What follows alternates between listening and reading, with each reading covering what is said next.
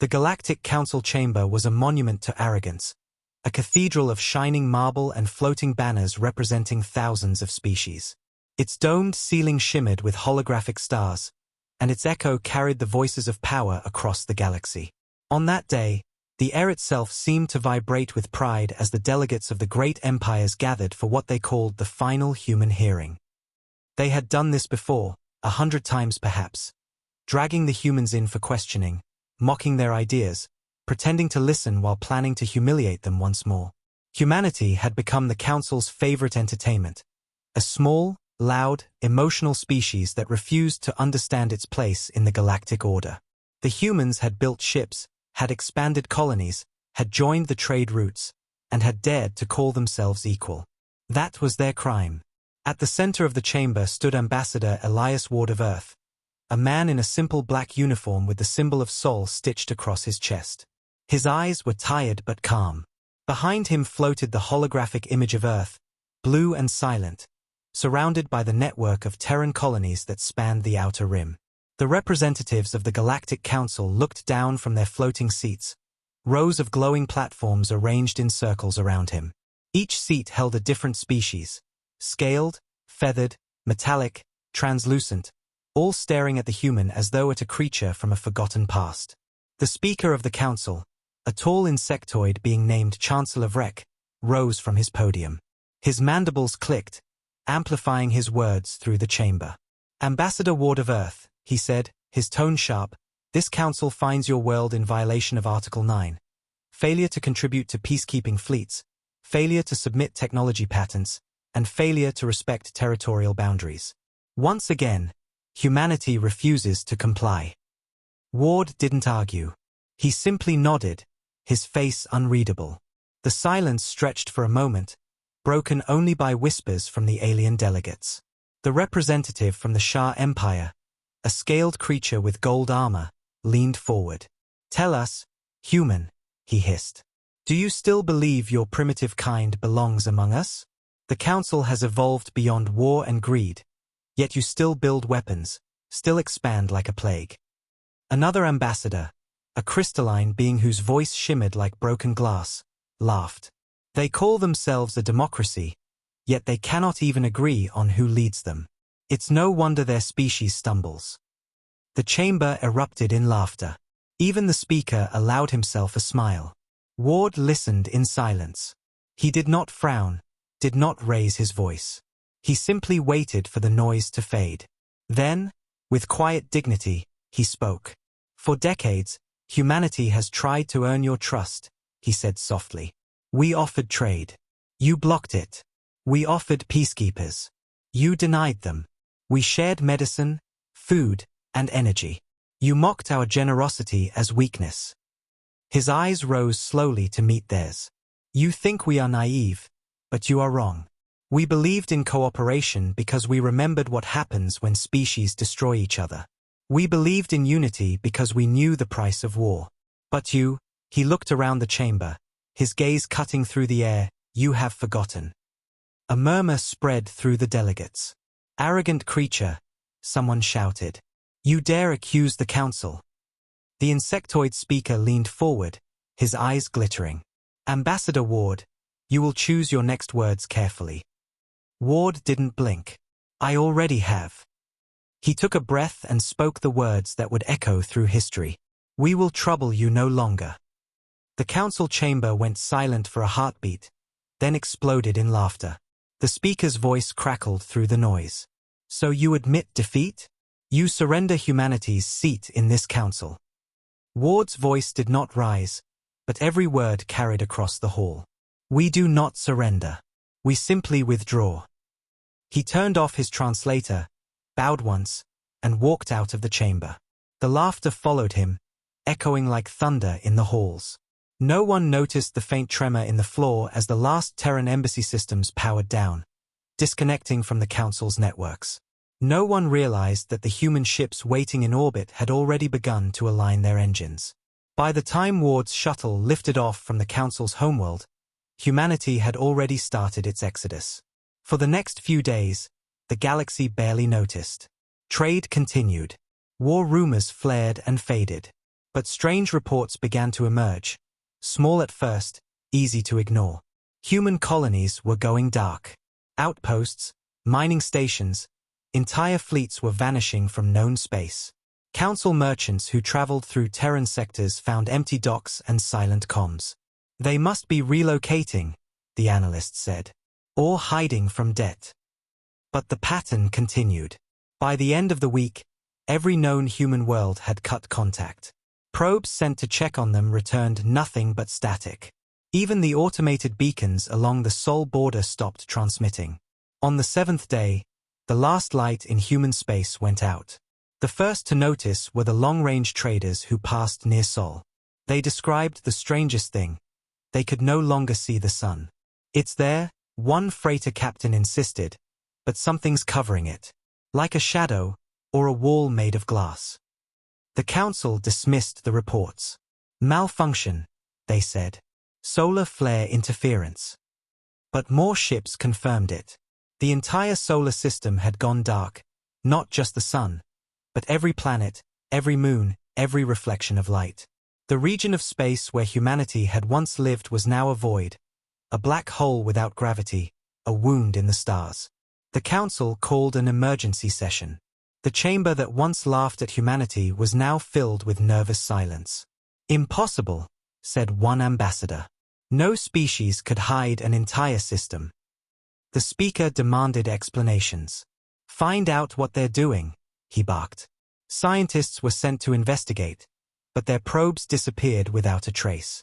The research vessels that followed suffered the same fate. One ship returned half-functional, its crew shaken and pale. We saw something, the captain whispered before dying from radiation poisoning. A network, around the sun, metallic, alive. His log ended with static. Days turned into weeks. The silence from human space remained absolute. The council's arrogance slowly curdled into unease. Without human engineers, communication satellites began to fail. Without Terran technology, planetary reactors lost efficiency. Even food supplies dwindled. The nutrient processing systems used across the galaxy were based on human science. The council tried to replicate them but couldn't. They took everything, one senator realized. Every formula, every blueprint, every system they shared, they took it all back. Rumors spread like wildfire. Some said humanity had fled beyond the galactic rim to build their own empire. Others claimed they had destroyed themselves out of shame. But the most chilling rumor came from a deep space miner who swore he had seen something while passing near the Sol boundary. A massive structure stretching across the void, glowing faintly with blue light. It was breathing, he said. Like the system itself was alive. His ship's data recorder showed only static, but his voice in the log trembled with fear. The council ignored it. They told themselves humans were finished, that their disappearance was proof of weakness. But in their hearts, they felt something else, a growing dread they couldn't explain. For the first time in millennia, the mighty empires of the galaxy felt small. For the first time, they feared the dark. Back on Earth, if it could still be called Earth, the oceans were calm, the skies clear. From orbit, the planet no longer looked blue but silver, wrapped in a vast energy field that shimmered like water. Humanity was no longer the fractured, uncertain race it had been. The nations of Earth had united under one name, the Terran Accord. From the frozen vaults beneath the moon to the shipyards orbiting Jupiter, a single command had echoed, Project Veil, activate. Thousands of satellites powered up simultaneously, generating a field that concealed the entire solar system from detection. To the galaxy, Earth was gone. To humanity, it was reborn. Admiral Kayla Trent, commander of the Veil, stood in orbit watching the barrier form. They'll come looking for us, her second-in-command said quietly. Trent shook her head. Let them look. They'll find nothing but silence. She turned toward the holographic map of the galaxy, where the Council's empires glowed like embers. They think we've disappeared. Good. Let them live without us. Let them feel what it's like to be alone. In the years that followed, the galaxy learned exactly that. Trade routes collapsed, political alliances fractured, and the mighty council began to crumble under its own weight. Their laughter had turned into confusion, then panic, then regret. Because when Earth vanished without a word, it didn't just leave, it took the light with it. And far behind the veil, under the calm blue skies of the reborn Earth, humanity waited and watched, patient as the night. They had given the galaxy every chance to live in peace. Now they would see what the galaxy did without them. And when the time came, when arrogance rose again, humanity would return, not as beggars at the Council's table, but as the silent storm that reminded the stars why the smallest species had always been the most dangerous. For the first few months after the human withdrawal, the galaxy moved on as if nothing had happened. Trade routes were redrawn, ambassadors reassigned, and the Galactic Council resumed its endless debates. To most species, the disappearance of humanity was a curiosity at best, a minor political story fading in the shadow of larger ambitions. They called Earth's retreat a tantrum, a final act of defiance from a race too proud to accept its place. The news channels called it the silent exit. Yet even as the politicians laughed, their ships began to fail. Merchant vessels powered by Terran-designed engines suddenly stalled mid-flight, their navigation systems flickering before dying completely. Colonies supplied by human-built reactors went dark. Terraforming systems that had run flawlessly for decades stopped producing oxygen. At first, the Council blamed sabotage, then piracy, then coincidence. But coincidence doesn't spread like a plague. It moved from sector to sector, system to system, until half the galaxy was struggling to keep its lights on. Scientists were sent to investigate. They discovered that everything humanity had ever built, every system, circuit, and processor, was shutting itself down. It was as if the technology itself was rejecting its new masters. A Shah engineer screamed when she saw Terran code rewriting itself, purging alien access. "It's alive," she whispered. "They made it so we could never use it against them." Entire industries collapsed overnight. Worlds that had mocked humanity now begged for their return. The Council assembled emergency summits, but for every question asked, there was no answer. They wouldn't abandon their colonies, argued one senator. Someone must be controlling this remotely. But when probes were sent toward Sol, none returned. The entire sector was surrounded by an anomaly, an invisible barrier that bent light and devoured signals. The first fleet sent to investigate was the proud arm of the Council, 1,000 ships from 6 empires. They entered the Terran border and vanished in less than an hour. The second fleet, equipped with experimental shielding, lasted 2.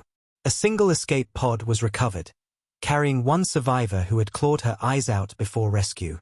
All she said before dying was, "They're watching." Her recordings showed nothing but a flicker of light, like a reflection moving through the void. The Council began to panic. The laughter that had once filled their halls was gone, replaced by whispers and fear. Some called for peace envoys. Others demanded preemptive war. The speaker slammed his claws against the podium. "They fled. They are gone. There is no threat here."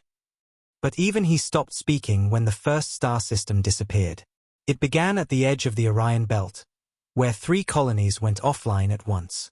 Patrol ships reported that their worlds had simply gone dark. No explosions, no wreckage, no distress signals. One moment they were there, the next they weren't. Scans showed empty space where planets had been. "Mass illusion," said the Council scientists. "Sensor failure." But deep down, everyone knew. The humans had done something unimaginable. In the following weeks, the galaxy's outer rim grew restless. Traders claimed they saw ships in the dark, massive, silent vessels that emitted no heat, no radio, no light, only shadow. Some said they bore no markings, no colors, just black metal that absorbed the stars.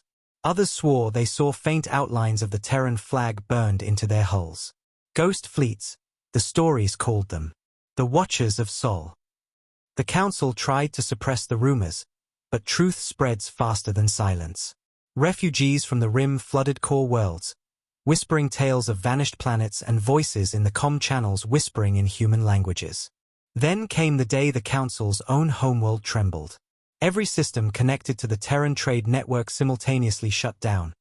Thousands of satellites, energy grids, and data archives erased themselves, leaving behind one single image across every screen. A simple silver circle, glowing faintly, pulsing like a heartbeat. It lasted for 10 seconds, then disappeared. The council chambers descended into chaos. "It's a threat," shouted one delegate. "It's a warning," screamed another. But no one knew what it meant. The speaker, pale and trembling, stood at the podium. "They would not dare attack us," he said, his voice cracking. "They are gone." But outside, beyond the window of the council's capital, the stars themselves flickered for a moment, just long enough for the observers to notice that one constellation was missing entirely. The panic grew. Fleets were mobilized. Armies prepared for war. Yet there was no enemy to fight, no ships to target, no demands to meet. The galaxy had never felt so powerless. Trade collapsed. Worlds turned on each other for survival. For the first time in centuries, the mighty Galactic Council looked like what it truly was, a fragile collection of arrogant species held together by greed and pride. Without humanity, their machines failed, their networks broke, their systems decayed. And still, no one had seen a single Terran ship.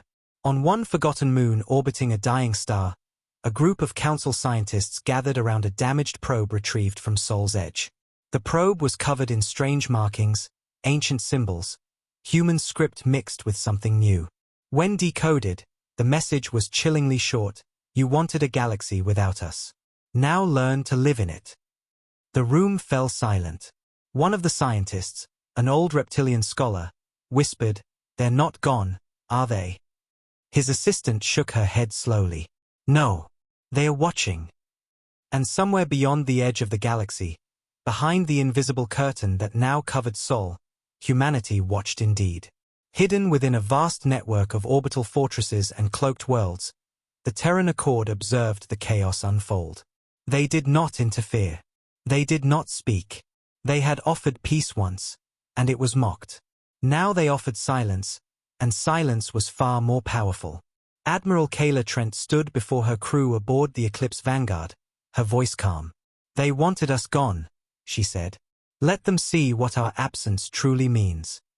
The stars reflected in her eyes as she turned toward the projection of the dying council worlds. "We are done asking for a place among them. From now on, we decide when we are seen." The silence that followed the vanishing of human space turned into the loudest fear the galaxy had ever known, because the council's arrogance had always relied on noise, speeches, and power. But silence gave them nothing to control, nothing to threaten, nothing to understand. The more they tried to study what had happened to Earth, the less they found.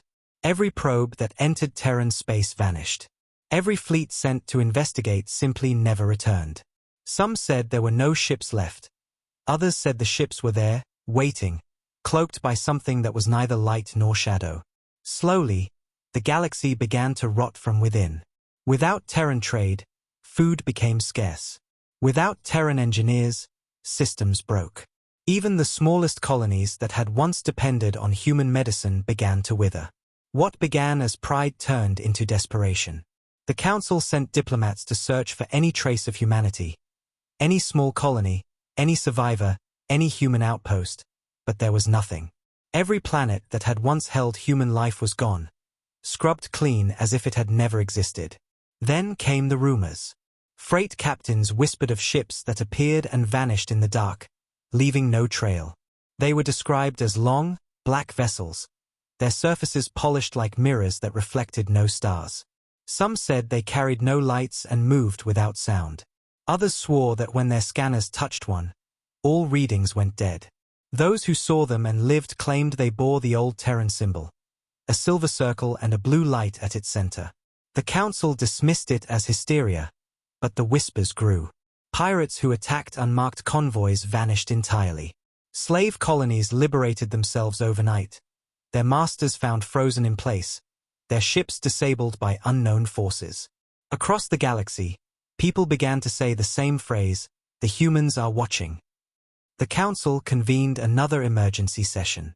The Grand Chamber that had once laughed at Ambassador Ward now stood dim, half its banners gone, many of its member species either starving or in rebellion. The speaker, older and shaken, slammed his claws against the podium. "We cannot continue to live under this shadow," he shouted. "We must act." But what could they do against an enemy they couldn't find? The most powerful empires in the galaxy had weapons that could vaporize planets, but none dared aim them toward Sol. No one wanted to be the one who woke whatever slept there. Some suggested contacting humanity through the old deep-range channels, but every attempt was met with the same result: static. Not white noise, not random signals, but a steady pulse, slow and rhythmic, like a heartbeat. Scientists studied it for months, and one finally realized that each pulse corresponded to a single phrase in human binary code. The message translated to, "Wait." Months passed, then years. The galaxy learned to live without humanity, but the memory of their disappearance never left. Trade routes rerouted around Sol as if it were a black hole. No one dared cross into the veil, the invisible wall that surrounded Terran space. Explorers who came close described the stars they're bending, light twisting unnaturally. One scientist tried to measure it and found that every photon reflected back perfectly. "They are watching from the other side," he said in terror. "They see everything." He destroyed his data before taking his own life. The Council banned research on the phenomenon, labeling it Class Omega Forbidden Territory. Yet despite the fear, some species were curious, and curiosity in the galaxy was always fatal. A fleet from the Sini Combine, driven by pride and greed, decided to test the myth. They claimed they could breach the veil and claim whatever lay inside for themselves. They entered the border proudly, broadcasting live across 1,000 channels. For the first hour, nothing happened. The fleet commander mocked the Council, saying the humans were cowards who hid behind tricks. Then, in the second hour, their feed began to distort. The stars behind them blinked out one by one. Static filled the audio. The commander's last words were clear: "Something's coming out of the dark." The transmission cut off. When the Council reviewed the footage, the only image they could recover was a single frame.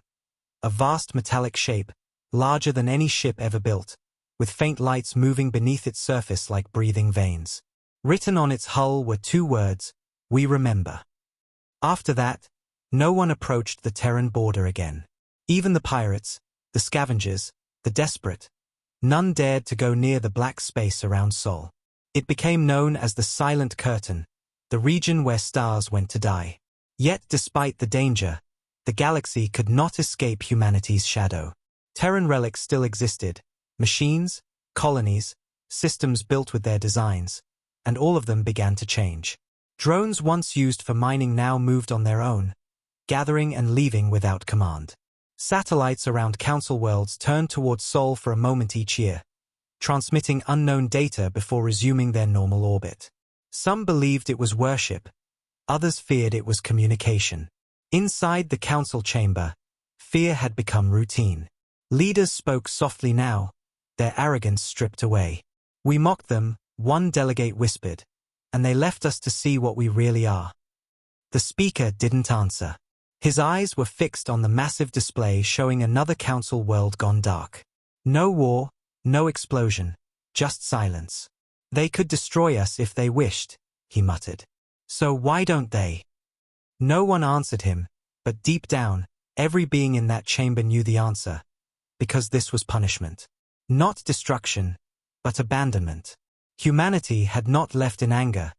They had left to teach. Meanwhile, far beyond the veil, within the hidden network of human worlds, the Terran Accord watched and recorded everything. The once fractured nations of Earth had become one unified civilization, bound by a purpose no alien could understand. They had turned inward, building technologies beyond comprehension. Machines that learned faster than thought. Ships that could hide between light particles. They had grown quiet, patient, cold. They had not vanished. They had evolved.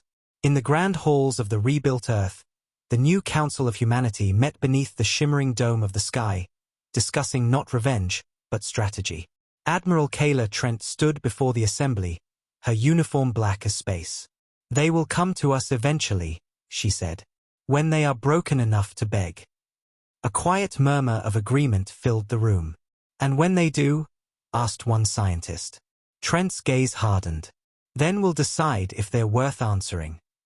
Back in the wider galaxy, the name of humanity became a warning told to children.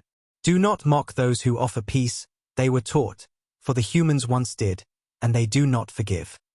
And in the endless dark beyond Sol, beneath the shimmering shield of the veil, countless Terran ships drifted silently, waiting, watching, and listening, proof that sometimes, the most terrifying sound in the universe is not a roar, nor an explosion, but the silence that follows when humanity decides it is done speaking. The Council's fear turned to obsession, and obsession turned to madness, because no empire built on pride can survive the sound of its own silence. The laughter that once filled the halls of the Galactic Council was long gone, replaced now by endless arguments, investigations, and accusations.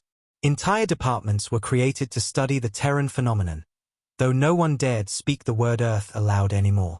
The veil around Sol had become the galaxy's greatest mystery, and yet no one could approach it without vanishing. Fleets that came near it disappeared without a trace. Even light refused to pass through that space. The stars around it looked dead, as though swallowed by a shadow that even physics could not explain. The Council hired scientists, mystics, and even criminals to find answers. None returned sane. Some spoke of hearing whispers in the dark, voices speaking in human languages that hadn't been heard in centuries. Others claimed to see reflections of themselves, as if the void had become a mirror. It wasn't just a region anymore, it was a warning. Desperation drove the Council to madness. Species that had once mocked humanity now begged to learn their secrets. If we can replicate their technology, we can control it, one ambassador said, but they couldn't even understand it. Every Terran artifact recovered since the disappearance shut down when touched. Every database containing Terran code erased itself when accessed. Even the old recordings of humans began to degrade, audio and visuals dissolving into static as if the galaxy itself refused to remember their faces. The galaxy's historians called it the forgetting. To the Council, it felt like punishment. But the silence broke one night, not through war or invasion, but through a whisper that echoed across every communication system in the galaxy.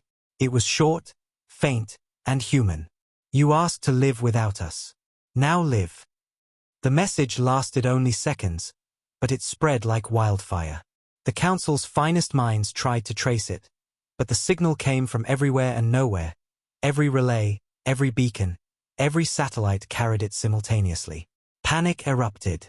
The speaker demanded a response, but none dared to send one. What if they answer? A senator whispered, and the chamber fell silent. While the Council tore itself apart in fear, something else began to happen in the outer systems. Ships, strange ships, were sighted along the borders of the known galaxy. They didn't attack, didn't communicate, didn't show themselves for long.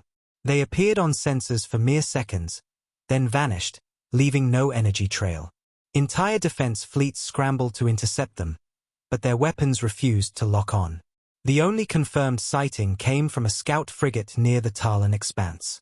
The pilot managed to transmit a single image before losing contact. The recording showed a ship unlike anything ever built, vast, smooth, blacker than space, its hull covered in faint glowing veins that pulsed like a heartbeat. And on its side, visible only for an instant, was the ancient Terran insignia, a silver circle surrounding a blue star. The pilot's final transmission came through broken and terrified. They are back. Then static. The Council tried to dismiss it as a hoax, but deep down, everyone knew the truth. Humanity had never left. They had only gone quiet. Now they were awake. Worlds that had once used Terran-built reactors began reporting strange anomalies. Power surges, lights flickering, systems activating on their own. Entire colonies lost control of their machines. Drones spoke in human voices. Artificial intelligences built with Terran code started transmitting messages in binary patterns that translated to simple phrases like "we see you" or "you forgot." Panic swept across the galaxy. The Council ordered the destruction of all Terran technology, but it was too late. Humanity's fingerprints were everywhere, in their ships, their systems, their data, their tools. They hadn't just left the galaxy. They had embedded themselves into it. Then came the storms. Across dozens of systems, electromagnetic pulses ripped through space, shutting down entire fleets. Sensors picked up massive energy distortions, similar to warp signatures but far larger. The veil around Sol flickered, and for the first time in a century, something moved within it. Satellites near the border caught only flashes, massive silhouettes shifting inside the darkness, like mountains stirring under the sea. For a brief moment, one of the objects crossed the veil's edge, and telescopes across the galaxy captured it. A structure the size of a moon, perfectly spherical, its surface covered in faint blue light. It wasn't a ship. It was something else. The galaxy named it the Eye of Sol. The eye didn't move or speak. It simply appeared, hung in the void like a silent god. Every attempt to communicate with it failed. Every weapon fired at it vanished before impact. But when the Council's sensors focused on it, they found something terrifying.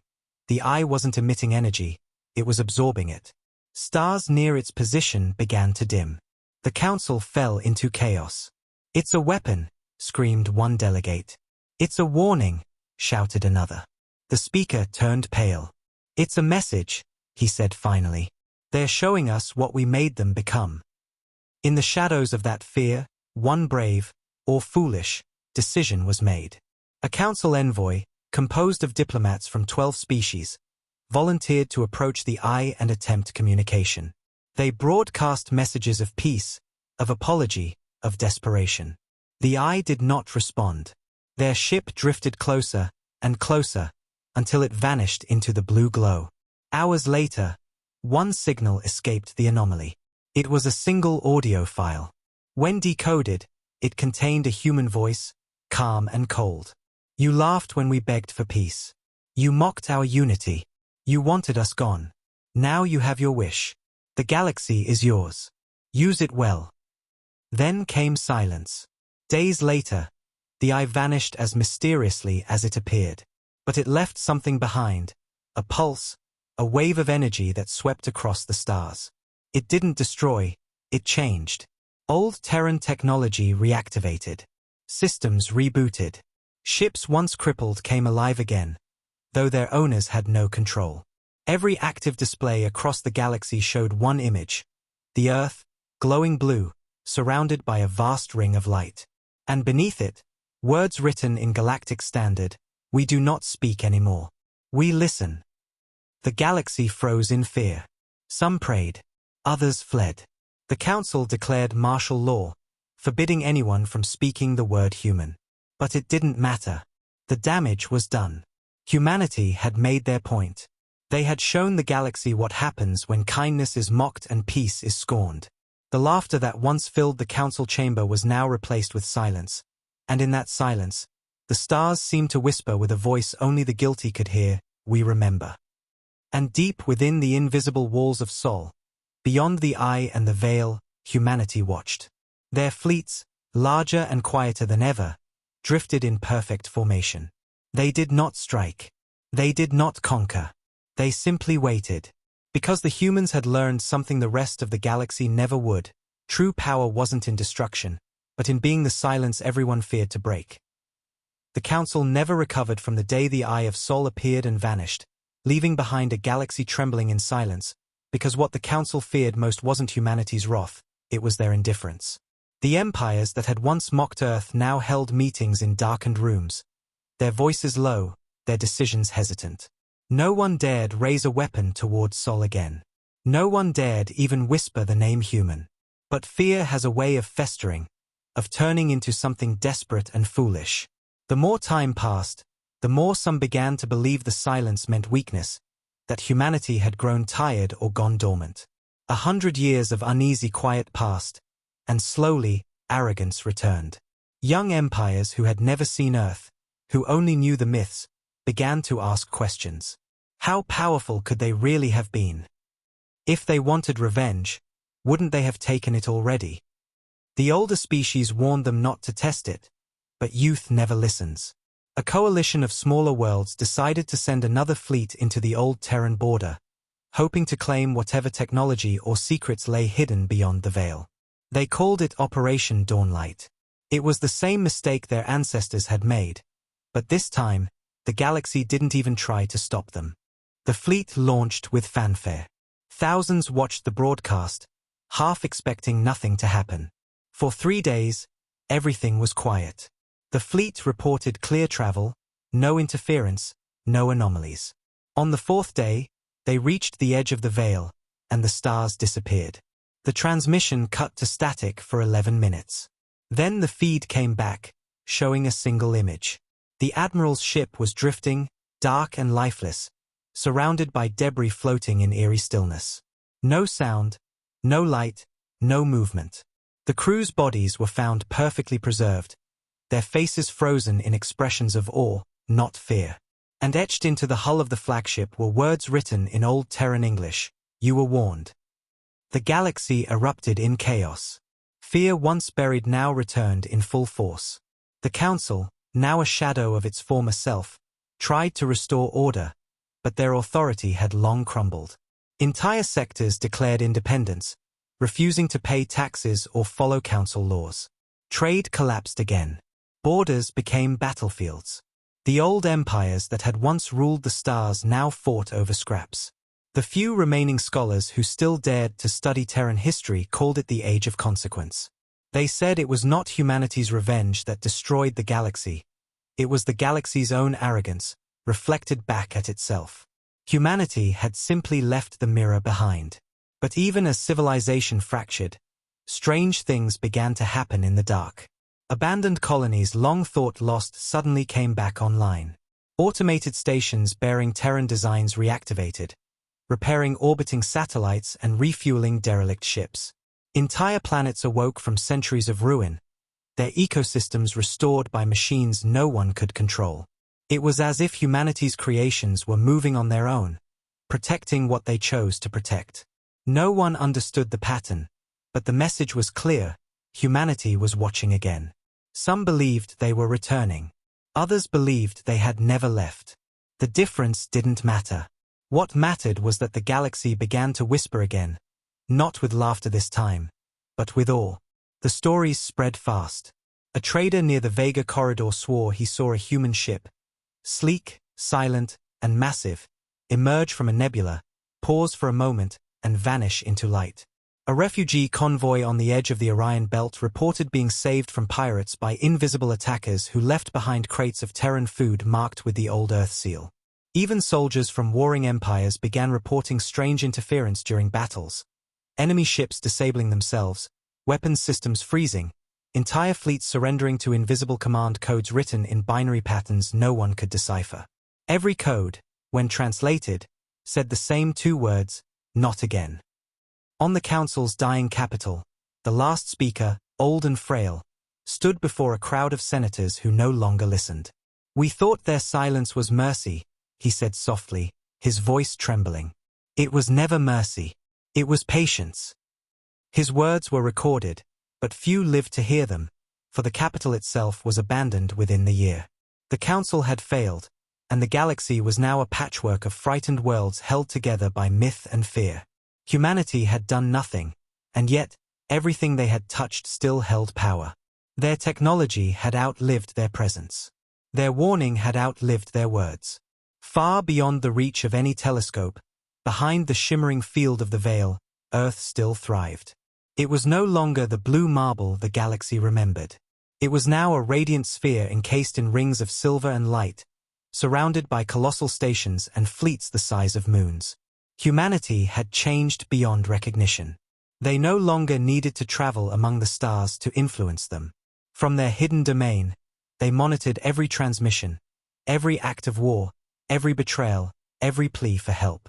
Inside the command citadel known as the Sanctum of Sol, Admiral Kayla Trent's successor, Commander Juno Marek, stood before the great display of the galaxy. Thousands of red lights blinked, marking conflict zones.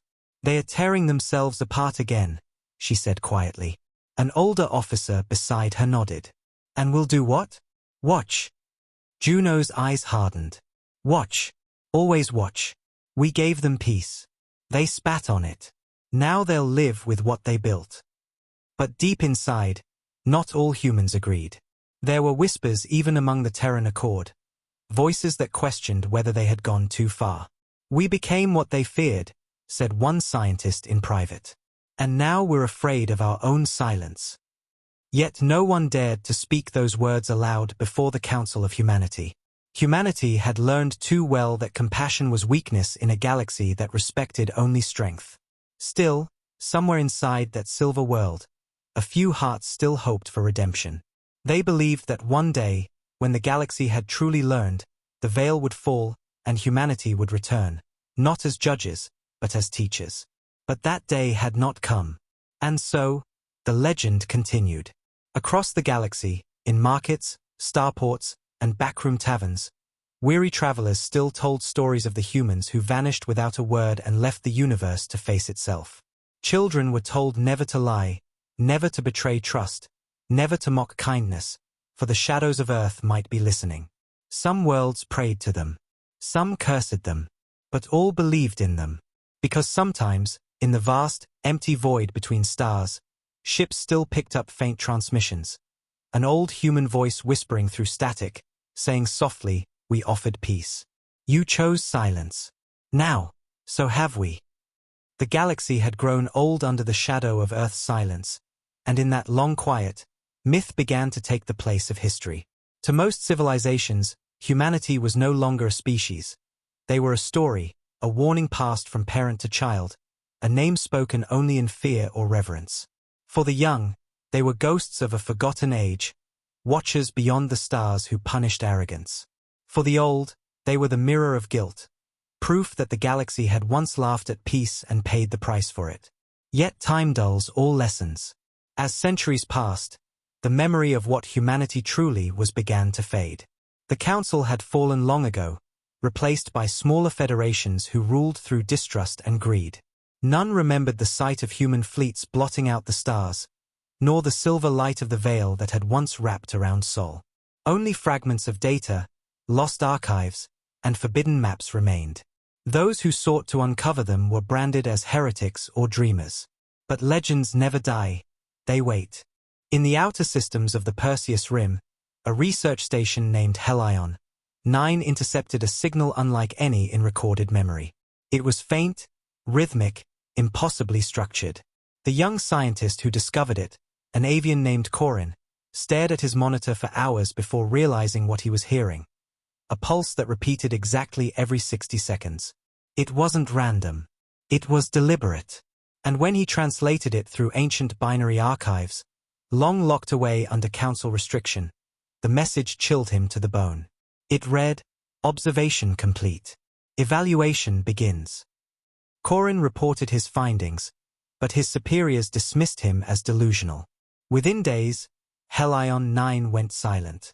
Rescue ships arrived months later to find the entire station deserted. Every terminal displayed the same phrase across its screens: "They never stopped watching." The news spread across the star networks like wildfire, igniting both awe and panic. The new federations argued endlessly, blaming one another for faking the signal. But deep down, every leader felt the same dread. The timing was too perfect. The galaxy had just begun rebuilding, finding peace after centuries of chaos. The sudden reappearance of something tied to humanity threatened to break that fragile calm. Fleets were mobilized, scanners aimed toward the dead Sol system that had been avoided for millennia. The region was still dark, still unreachable, but readings began to change: energy spikes, gravitational fluctuations, distortions in subspace. It was as if something enormous was moving beneath the surface of that silence, like a giant stirring after a long sleep. In the capital of the Threxian Dominion, an emergency council gathered. The room was dim, holograms flickering with tension. "It's impossible," one general said. "Humanity vanished thousands of years ago." Another, older one, shook his head. "No, they withdrew. There's a difference." The Dominion's leader, a scarred veteran of the old wars, slammed his clawed hand against the table. "They can't still exist. No species hides for this long." But even as he spoke, his communicator blinked. The room fell silent as his aide projected the intercepted transmission. A voice, clear and human, echoed through the chamber. "You have been observed. Your cycles repeat. You learned nothing." The transmission ended, leaving a single coordinate glowing in the air, deep within the Veil of Sol. Every sensor in the room scrambled to trace it, but it vanished the moment they tried. Panic gripped the galaxy once more. Some called for diplomacy, others for war. The Dominion, fueled by pride and fear, decided on the latter. They gathered a fleet, the largest assembled in 10 generations, and sent it towards Sol, declaring their intention to unmask the ghosts. Millions tuned in to the live broadcast, watching as the Armada crossed the borders of known space. For a brief moment, hope fled. The old fear had dulled. Maybe the humans were gone after all. But when the fleet reached the edge of the veil, the stars dimmed. One by one, the ships lost power. Their transmissions turned to static, and then the feed went black. The last thing the galaxy saw before the broadcast cut was a faint blue shimmer spreading across space like rippling water. And then, for the first time in thousands of years, a voice spoke clearly through every channel in the galaxy. It was calm, steady, unmistakably human. You were given a galaxy to share. You turned it into a cage. You were given peace. You forged chains. You were given silence. You filled it with noise. The voice paused, echoing like thunder across the void. We asked for cooperation. You mocked it. We offered guidance. You corrupted it. You wanted to live without us. You succeeded. But remember this, our absence was not your freedom. It was your test. Then came a sound like a breath drawn across the stars, followed by 4 final words that froze every living creature who heard them. The test is over. At first, nothing happened. The galaxy held its breath, waiting for fire or destruction. But instead of war, something stranger occurred. The ancient machines humanity had once built, hidden deep within planets, orbiting forgotten moons, buried in the crusts of dead worlds, began to wake. Beacons long thought broken flickered to life, releasing waves of light that spread through hyperspace like veins of fire.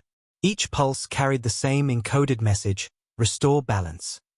Entire fleets stopped mid-flight, their systems overridden by invisible commands. Weapons deactivated. Power cores went dormant. Across thousands of worlds, silence fell once more. It wasn't destruction, it was control. Humanity didn't need to fight.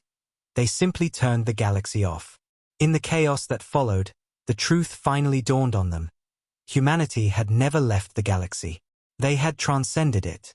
The veil wasn't a barrier, it was a network. Every Terran artifact, every fragment of code, every scrap of technology left behind had been part of a greater system, a living intelligence that watched and waited. The humans had become the very infrastructure of the universe they once tried to save. They were no longer just a species. They were a presence woven into the physics of space itself. The stars were their eyes, the silence their voice. On one quiet planet at the edge of the Orion Divide, a young girl looked up at the night sky as the stars flickered back to life. Her mother, trembling, asked her what she saw. The child smiled faintly and whispered, "They're awake." And somewhere beyond the veil, on the glowing silver world that was once Earth, a million eyes opened. The Terran Accord had returned, not to rule, not to conquer, but to finish what they started. Humanity's silence had been the galaxy's test, and the test had failed. Now the Watchers moved again. Not in anger, but in purpose. Because the humans had learned one final truth in their centuries of exile, that to rebuild the universe, sometimes you must first let it break itself beyond repair. And so the stars trembled once more, knowing that the shadows of Earth had not only returned, they had never truly left. The galaxy never slept again after that day, because every living being who had looked up at the stars could feel it. The quiet presence returning, the Watchers stirring beyond the veil. Whole civilizations stopped their wars overnight, trade ceased, and transmissions went silent. The humans had spoken, and though they had not threatened destruction, the tone of their words was heavier than any weapon ever built. The test is over. Those 4 words became scripture, prophecy, and doom all at once. Some believed it meant judgment, others believed it meant renewal. But no one doubted what it truly meant. Humanity was back, and the age of arrogance was over. In the months that followed, Every empire sent probes and envoys toward Sol. But the results were the same as before: disappearance, distortion, or a single returned message bearing a pulse of blue light and the word observed. The new generation, those who had never known the old council, trembled as the past they mocked came alive. They realized too late that their ancestors' mistakes had rippled through time, and now they would pay for them. Entire sectors reported strange phenomena. Old Terran technology buried for centuries began reactivating, rebuilding infrastructure faster than any organic workforce could. Abandoned colonies lit up across the void, each showing signs of unseen maintenance. Machines moved without operators. Artificial suns reignited around dying worlds. But alongside these miracles came a warning. Every time a civilization tried to weaponize the reactivated Terran technology, it simply vanished, taking the greedy with it. Humanity's will was law, invisible but absolute. In a hidden chamber deep within the ruins of the old council capital, the surviving leaders of the galaxy gathered one last time. There was no laughter now, no pride. They sat in silence as recordings of the recent events played before them. Fleets frozen mid-flight, planets spared or stripped, a pattern emerging that none could deny. "They're not destroying us," one delegate whispered. "They are pruning us." The speaker, now a descendant of the one who had mocked Ambassador Ward ages ago, looked hollow, his eyes empty. "Perhaps we deserve it," he said softly. "We built an empire on their kindness, then mocked them for offering it. We laughed at peace, and now peace has come as our punishment." The others said nothing. They all knew he was right. Meanwhile, beyond the reach of any telescope, the truth unfolded inside the veil. Earth was no longer just a planet.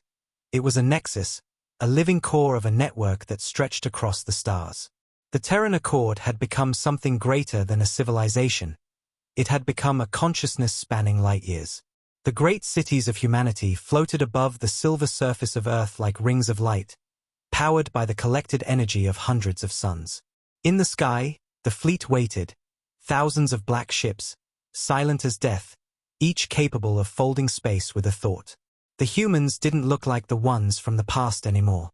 They had evolved beyond flesh, their minds intertwined with machines, their memories stretching back across centuries. But within them, the same fire burned, the same compassion that had once been mocked, the same defiance that had once made them outcasts.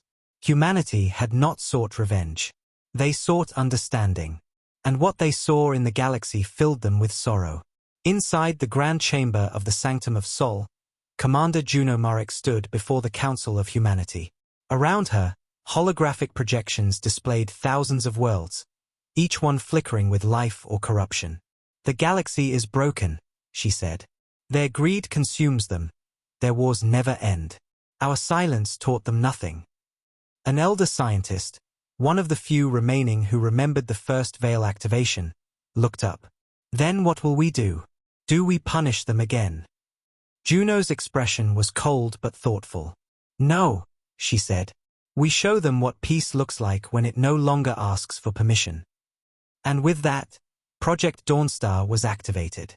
Across the galaxy, Terran ships uncloaked for the first time in millennia. They didn't attack, they worked. Massive constructs appeared in orbit around broken worlds, repairing atmospheres, healing ecosystems, stabilizing dying stars. Entire fleets dedicated themselves to rebuilding what the galaxy had ruined. The sight left every species speechless. The same hands they had once mocked were now restoring everything they had destroyed. But not all were grateful. Some empires, blinded by pride, tried to seize these constructs for themselves. The moment their ships fired, they vanished, erased from existence without explosion or trace. There was no retaliation, no announcement, just silence. The kind of silence that only humanity could wield. Soon, the galaxy began to change. The wars stopped, not because of treaties or fear, but because there was no longer room for them. Weapons refused to function. Power cores shut down when directed toward destruction. Planets that had known only tyranny began to flourish again under invisible guidance. Humanity's hand touched everything without ever being seen. To some, it was salvation. To others, it was domination. The debate no longer mattered, the The results spoke for themselves. And across the stars, one phrase echoed in every tongue, on every world, in every shadow: the humans have returned. Years passed, and the galaxy adapted to its new reality. Trade resumed, but now under Terran oversight. Exploration flourished, but every explorer knew that unseen eyes followed them. The humans did not rule, they guided. They did not demand worship, they inspired awe. They had become the quiet conscience of the stars. On countless worlds, people looked up at the night sky and whispered thanks to those who had once been mocked, their children taught never to laugh at kindness again. Back on Earth, the stars shone brighter than ever, reflecting off oceans so clear they mirrored the heavens. Commander Juno Marek stood before the great window of the sanctum, her voice calm as she watched the galaxy's light flicker in the distance. "We were once the youngest and most foolish race in the stars," she said quietly. "Now we are their memory, their shadow, their second chance." An aide approached her, bowing slightly. "Shall I record the next message, Commander?" She nodded. "Yes. Send it to all worlds. Let them hear it." The message spread through every channel, every ship, every world, and every heart. It was short, simple, and human. "We do not seek to rule. We seek to remind. The stars belong to all who honor peace. The age of arrogance is over. The era of silence is done. Humanity has spoken, and we will listen together." And as that final message echoed through the galaxy, the stars themselves seemed to shimmer with new light. Somewhere in that endless sea of darkness, a child on a faraway world looked up and smiled, feeling, for the first time, truly safe. The great empires of the galaxy had finally learned what the Council never could, that the greatest strength in the universe was not domination or power, but restraint. And beyond the veil, the Watchers of Earth stood in silence, knowing that this time, the galaxy had truly heard them. Humanity had vanished once, leaving the Council to face its own deeds. Now, they had returned, not as conquerors, not as ghosts, but as guardians of the peace they had once been denied. And as the light of Sol reached the farthest edge of the stars, one truth became eternal. When the galaxy forgets what it means to be united, the humans will withdraw again, and the silence will return.